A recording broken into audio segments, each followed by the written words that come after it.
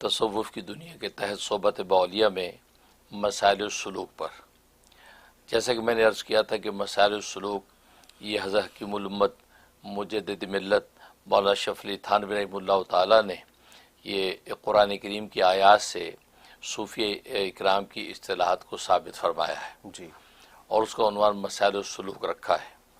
چنانچہ ان کی معروف تفسیر بیان القرآن کے اندر مسائل السلوک کے عنوان سے یہ سارے جو ہے وہ نکات انہوں نے ذکر فرمائے ہیں۔ تو آج ہم گفتگو کریں گے سورہ بقرہ کی آیت نمبر 19 پر۔ آیت نمبر 19 جو ہے اس کے حوالے سے حضرت حکیم الامت تھانوی رحمہ اللہ تعالیٰ نے صوفی اکرام کی کچھ مضامین کو ثابت فرمایا ہے کہ قرآن کریم کے آیات سے صوفی اکرام کے نظریے کی تائید ہوتی ہے۔ اعوذ باللہ من الشیطان الرجیم، بسم اللہ الرحمن الرحیم۔ او کصیب من السماء فیہ ظلمات ورعد وبرق یجعلون اصابعهم فی آذانهم من الصواعق حذر الموت واللہ محیط بالکافرین۔ اس آیت کریمہ میں اللہ تبارک و تعالی نے منافقین کی حالت بیان کی ہے، کہ اس لیے کہ قرآن کریم میں 3 طبقوں کا ذکر ہے، ایک مومنین کا ذکر ہے، اور دوسرے کافرین کا ذکر ہے، اور تیسرے منافقین کا ذکر ہے۔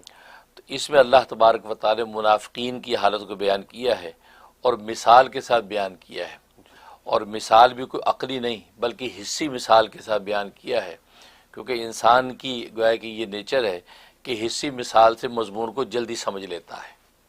چنانچہ اللہ تبارک و تعالی کی حسی مثال دی اور حسی مثال کے ذریعے سے ان منافقین کی حالت کو واضح فرمایا ہے، اور فرمایا او کصیب من السماء، یا جیسا کہ بارش ہے آسمان سے۔ تو او یہاں پر یہ تخییر کے لیے ہے، یہ تشکیک کے لیے نہیں ہے، یعنی یا پہلی مثال سے تم سمجھ لو یا اس مثال سے سمجھ لو، اس لیے او فرمایا۔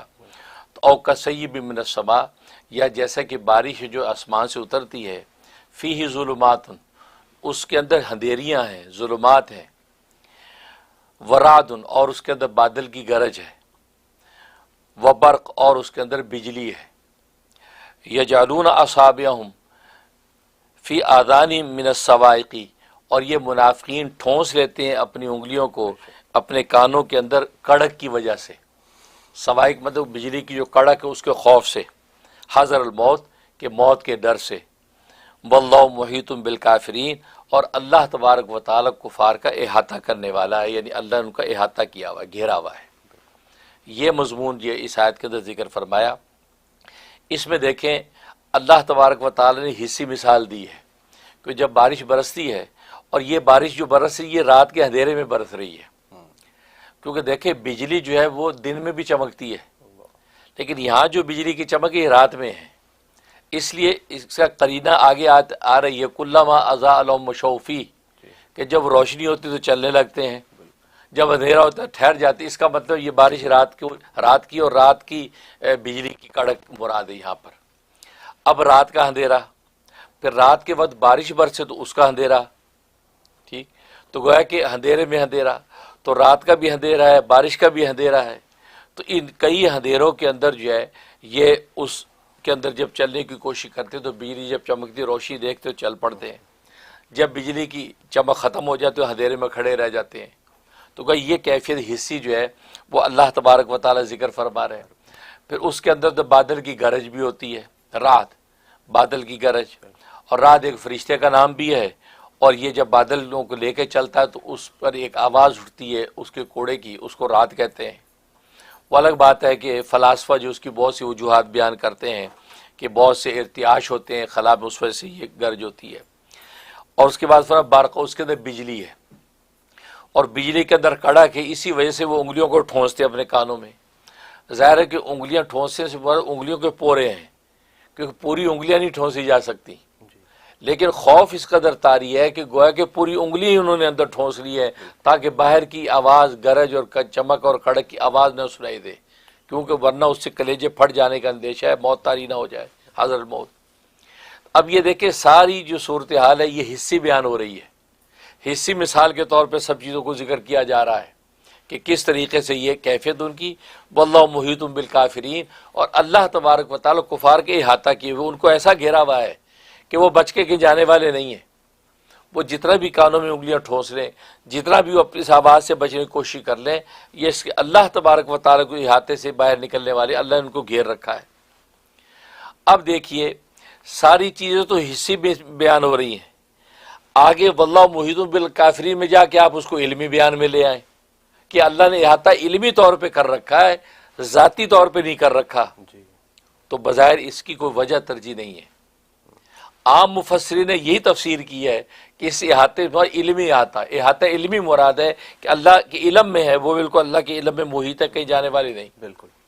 لیکن صوفیہ کرام نے تفسیر یہ کی کہ احاطہ علمی نہیں، احاطہ ذاتی مراد ہے، اللہ نے اپنی ذات کے ساتھ ان کو احاطہ کیا ہوا ہے۔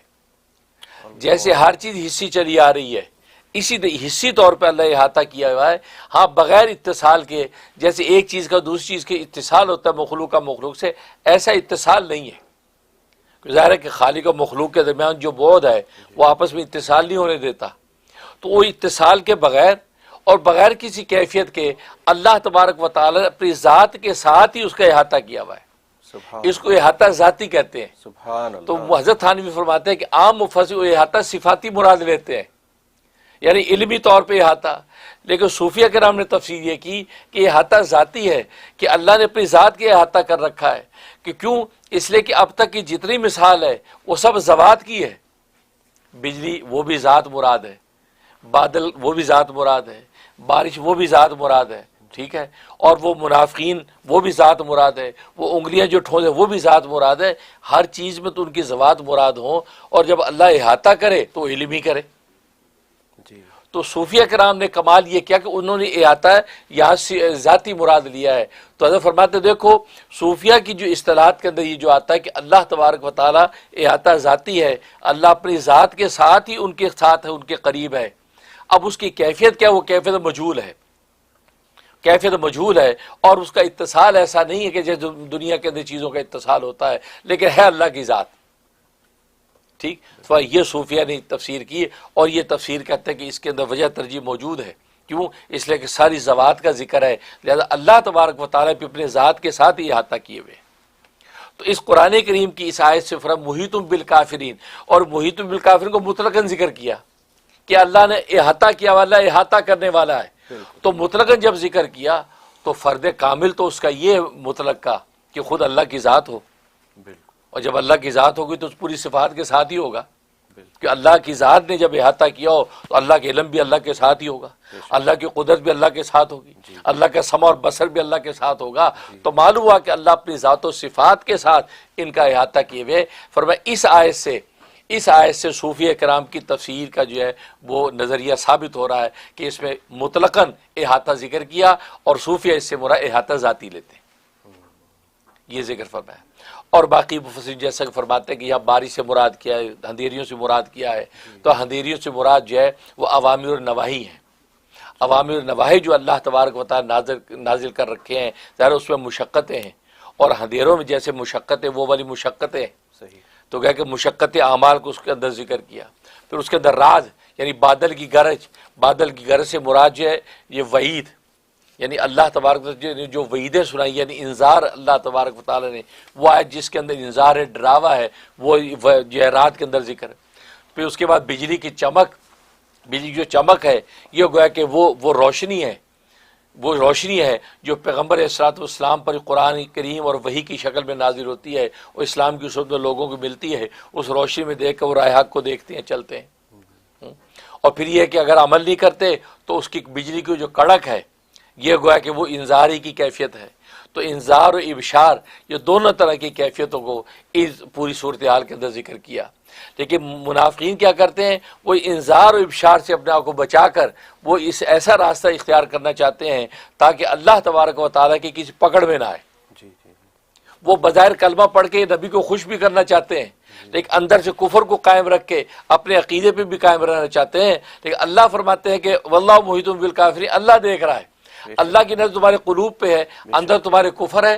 تم نبی کے سامنے کلمہ پڑھ کے جو ہے وہ چاہتے ہو کہ نبی پاک صلی اللہ علیہ وسلم کی کسی بھی تنبیہ سے ہم بچ جائیں، کسی بھی سزا سے بچ جائیں، اپنے آپ کو مسلمان شو کریں، مال غنیمت میں مال بھی حاصل کر لیں، اسلام کے منافع بھی حاصل کر لیں، اور مشقت اعمال بھی برداشت نہ کریں.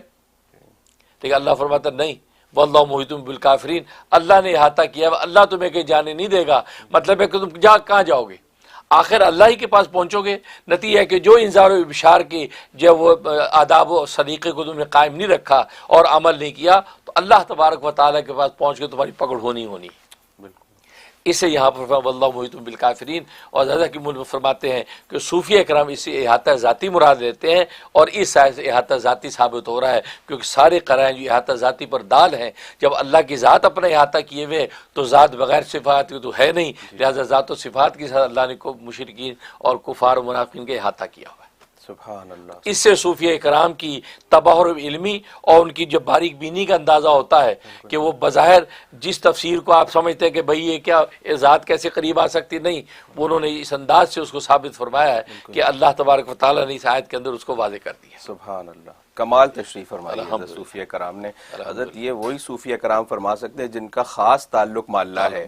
وہ جب اللہ کو اپنے ساتھ محسوس کرتے ہیں تو پھر ہی وہ یہ ذات کو اور ساری صفات کو ایک ساتھ یکجا کر کے احاطہ میں دے سکتے ہیں، لا سکتے ہیں. سبحان اللہ.